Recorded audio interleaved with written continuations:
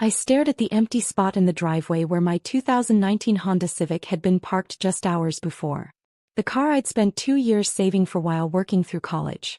The car I needed for my new job starting Monday. It was the practical choice, Mom explained, not meeting my eyes. Your brother's wedding venue needed a bigger deposit and well, you can always buy another car. You sold my car without asking me? My voice cracked. I'm on the title. That's illegal. Dad waved his hand dismissively. Family does what's necessary, Sarah. Marcus is marrying into the Reynolds family. Do you know what those connections could do for the business? Ah yes, the family business Carter Construction, where Marcus was being groomed to take over despite barely passing his business classes. Meanwhile, my engineering degree and business minor weren't quite what the company needs. I start my new job on Monday, I said quietly. How am I supposed to get there? Take the bus, Marcus suggested, walking past with his designer suit for the wedding. Or better yet, quit that startup and come work for Dad. We could use someone to handle the paperwork. I looked at my parents, waiting for them to defend me. Instead, Mom busied herself with wedding catalogs while Dad checked his phone. The title, I demanded. Where is it? Already done, Dad replied. Power of attorney makes things simple. Don't worry, we put the money toward Marcus's wedding. Family first, right? Family first. The motto they used whenever they needed something from me but never when I needed them. That night I packed my bags. My small savings wouldn't get me another car, but it would get me a bus ticket to Silicon Valley where my job at Tech Build Solutions waited. They'd seen potential in my innovative construction software designs, potential my family had ignored. You're being dramatic, Mom called as I wheeled my suitcase to the door. It's just a car. No, I replied. It's just the last time I let this family take advantage of me. 3 years later. I straightened my blazer as I looked out over San Francisco from my corner office. At 28, I was the youngest vice president of operations at Tech Build Solutions, and my construction management software was revolutionizing the industry. Miss Carter. My assistant Lisa poked her head in. You have visitors in the lobby. I don't have any appointments this morning. It's your family. Your father, brother, and someone from Reynolds Construction. My heart skipped. Reynolds Construction, the company Marcus had married into, the connections that were supposed to secure Carter Construction's future. They say it's urgent, Lisa added. Something about a contract bid? I pulled up our pending contracts on my tablet. There it was. Carter Reynolds joint venture, desperately seeking the software licensing that could save their failing business. How long have they been waiting? I asked. 20 minutes. I smiled, remembering all the times they'd made me wait. All the times they'd dismissed my ideas. Let them wait another 20, I replied, turning back to my work. Oh, and Lisa, tell security to make sure they don't touch the Model 3 in my reserved parking spot. I'd hate for anything to happen to my car. The sight of my father and brother squirming in the lobby's modern chairs almost made the last 3 years worth it. Almost. Sarah. Marcus stood quickly, his expensive suit showing signs of wear. Not the Reynolds money keeping him stylish anymore. You look successful. 40 minutes, Dad growled, checking his Rolex, probably the last vestige of his former success. You made us wait 40 minutes. I glanced at Lisa, who was hiding a smile behind her tablet. I was in a meeting. You know how it is, business first, family second. Right, Dad? The jab hit home. He flinched slightly before recovering. We need to discuss a business opportunity. Privately. Of course. I gestured to the glass-walled conference room. Though I should mention, everything's recorded for security purposes. Corporate policy. James Reynolds, Marcus's brother-in-law, followed us in. He looked as uncomfortable as someone could in a $3,000 suit. The merger between Carter Construction and Reynolds Construction had been his father's idea. A last-ditch effort to save both struggling companies. Nice software you've got here, Marcus tried for casual conversation as we sat down. Very innovative. Funny, I replied, pulling up their contract application on the room's display screen. That's not what you called it 3 years ago. What was the term? Glorified spreadsheets. Dad leaned forward. Sarah, honey, the past is the past. We're here to talk business. Let's. I pulled up their company financials, the ones they didn't know I had access to. Like how Carter Reynolds Construction has lost 40% of its market share in the last year. Or how you failed to secure any major contracts in the past 6 months. Marcus's fake smile faltered. How did you dash? My glorified spreadsheets track industry metrics. I swiped to another screen, including which companies are hemorrhaging money on outdated management systems. Now see here, Dad started, but James Reynolds cut him off. Ms. Carter, he said formally, we're prepared to offer significant compensation for licensing your software. Name your price. I leaned back, savoring the moment. By price? Well, let's see. The software license would be $2 million. Done, Dad said quickly, too quickly.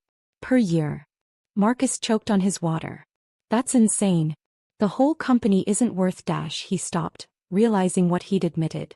Plus, I continued as if he hadn't spoken, I want controlling interest in Carter Reynolds Construction. The room exploded. Dad turned purple, Marcus started sputtering about family loyalty, and James Reynolds looked like he might pass out. You can't be serious, Dad finally managed. Actually, I turned the screen to show another document. I am. Your company's bylaws state that in the event of financial insolvency, outside investors can purchase controlling interest with board approval. I smiled. And guess who sits on the board of your largest creditor? 3 years of night classes, strategic networking, and careful planning had led to this moment. While they'd been coasting on old connections, I'd been building new ones. You planned this, Marcus accused, finally seeing his sister clearly for the first time. No, brother dear. You did this. All of you. I just worked hard enough to be here when it all fell apart. You can't do this to your own family, Mom's voice came from the doorway.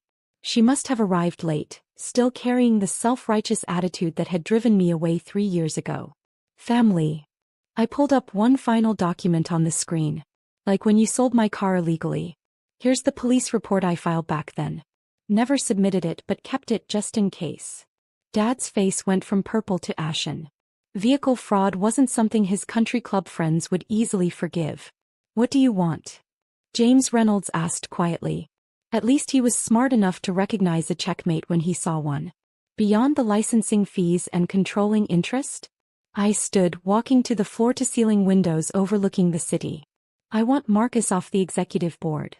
But I'm CO. Marcus protested. Not anymore. I turned back to face them. Your new position will be project coordinator. You'll report to the head of operations. And who's that going to be? Dad demanded, though his voice suggested he already knew. Meet your new chief operations officer. I gestured to Lisa, who walked in with a stack of contracts. Remember when you said she was just my assistant? She has an MBA from Stanford and 5 years of construction management experience. Lisa smiled sweetly at my family as she distributed the papers. I've taken the liberty of highlighting the relevant sections. You'll notice the terms are non-negotiable. Mom stepped forward, trying a different approach. Sweetheart, we can work this out as a family. Over dinner perhaps? I could make your favorite dash. Stop. I held up my hand. This isn't about revenge. It's about business. Your company is failing because you value connections over competence. That ends today. And if we refuse? Dad made one last attempt at asserting control. I shrugged. Then I'll watch Carter Reynolds Construction collapse while I license my software to your competitors. Either way, I win. The next hour was filled with the sound of papers shuffling and pens scratching as they signed everything. With each signature, I could see their old world crumbling, a world where family names meant more than merit, where loyalty was a one-way street. As they prepared to leave, Marcus paused. The car, he said suddenly. How much was it worth? $23,000, I replied. Why? He pulled out his checkbook. A rare moment of conscience 3 years too late. Keep it, I said. Consider it the first installment of your tuition. Tuition? For the lessons you're about to learn about real business. Starting Monday, you'll be shadowing Lisa. She'll teach you what business school couldn't, how to earn respect instead of expecting it. After they left, Lisa brought in a bottle of champagne.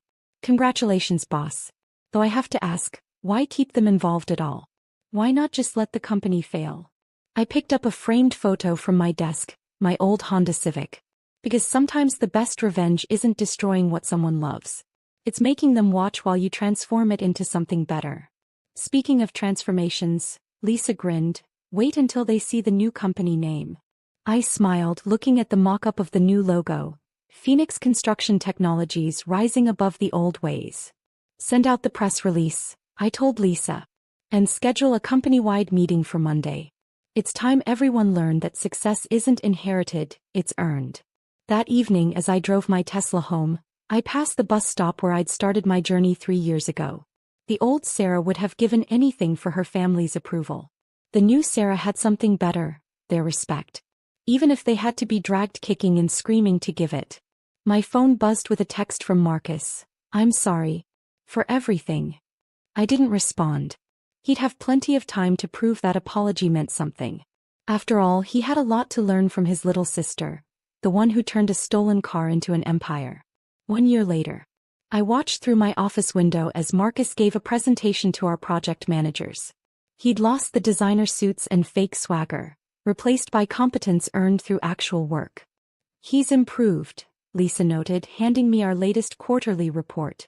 Though he still flinches every time I make him take the bus to site inspections. Good, I smiled. Some lessons need reinforcing. Dad had retired forcibly 6 months ago, though he still showed up at board meetings as a consultant. He'd finally stopped introducing me as his tech-savvy daughter, and started using my proper title, CEO of Phoenix Construction Technologies, now the fastest-growing construction management firm on the West Coast. Mom had taken longer to adjust. She still sent weekly dinner invitations, each one accompanied by subtle digs about how I didn't need to work so hard anymore. I declined them all except for monthly family meetings held in my conference room during business hours. The Reynolds family had actually adapted the best, recognizing that their old money approach to business was obsolete. James now headed our East Coast expansion, proving that some people could evolve when forced to. Miss Carter. My new assistant knocked. The dean of your old engineering school is here. They want to discuss naming the new technology building after you. I looked at the wall where I'd hung my first car's license plate, a reminder of where I'd started and why I'd fought so hard. Tell them I'll match any naming rights donation, I replied, but the building should be called the Merit Scholars Center, instead. It's time we celebrated achievement over ancestry. After all, the best legacy isn't the name you're given, it's the name you make for yourself.